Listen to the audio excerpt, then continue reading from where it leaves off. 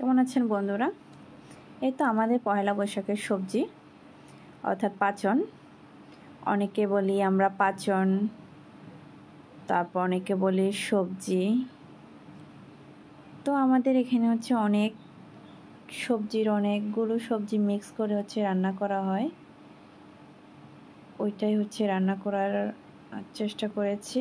আর হচ্ছে আমি যখন বাজার করেছি তখন দেখি যে হচ্ছে পয়লা বৈশাখের জন্য করেছি, কিন্তু হচ্ছে বাড়িতে যখন আনলাম বাজারগুলো যখন বের করছি আর ভিডিও করছি তখন চিন্তা করতেছি না আজকেই রান্না করতে হবে, এখনই রান্না করতে হবে, আমার এখনই খেতে হবে।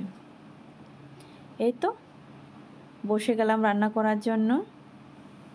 কি আর করব, আমি অবশ্যই এত ভালো রাঁধুনি না, তার জন্য হচ্ছে ভালো রান্না করতে পারি না। যতটুকু পারি ততটুকু হচ্ছে আমি রান্না করেছি এবং চেষ্টা করেছি আপনাদেরকে দেখানোর জন্য যে আমাদের হচ্ছে পাচন তরকারি কেমন করে রান্না করা হয় বৈশাখী উৎসবে। তো ওই সিস্টেমে করে রান্না করেছি। আর হচ্ছে এই রান্নার রেসিপিটা আমি শিখেছিলাম হচ্ছে আমার এক দিদির কাছ থেকে। তো উনি আমাকে শিখিয়ে দিয়েছেন কোন সবজিটা আগে দিতে হবে, কোন সবজিটা পরে দিতে হবে, নাহলে হচ্ছে সবজিগুলো গলে যাবে বা হচ্ছে কালার পরিবর্তন হয়ে যাবে। তো ওনার কাছ থেকে শেখা। তো এখান থেকে হচ্ছে প্রথমে হচ্ছে মশলাগুলো কষাইতে হয়, তারপর হচ্ছে শুটকি শুদ্ধ কষাইতে হয় সবগুলো। এই তো প্রথমে হচ্ছে মশলাগুলো কষিয়ে নিলাম, তারপর হচ্ছে সবজি দিলাম। প্রথমে হচ্ছে শক্ত সবজিগুলো দিলাম, এগুলো হচ্ছে আমি প্রথমে কষিয়ে নিব। এগুলো কষানো শেষ হলে হচ্ছে পার্ট বাই পার্ট কষাবো। এইগুলো এখন কষানো শেষ হচ্ছে, এটা শেষ হলে আমি আবার এরপরে দিব হচ্ছে কাঁঠাল। একটু এটা হচ্ছে এগুলো চাইতে আর একটু হালকা শক্ত, এই কাঁঠাল দিয়ে হচ্ছে কষালাম।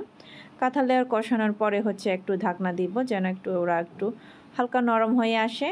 আর একটু নেড়ে চেড়ে এর উপরে হচ্ছে আমি আরও সবজিগুলো দেব, যেগুলো হচ্ছে সবুজ সবজি, ওগুলো দিব। এর মধ্যে হচ্ছে আমি তুলো ফুল আর হচ্ছে মূলা শুকনা ওটা দিয়ে দিছি, সেদ্ধ করা ছিল, ওগুলো দিয়ে দিছি।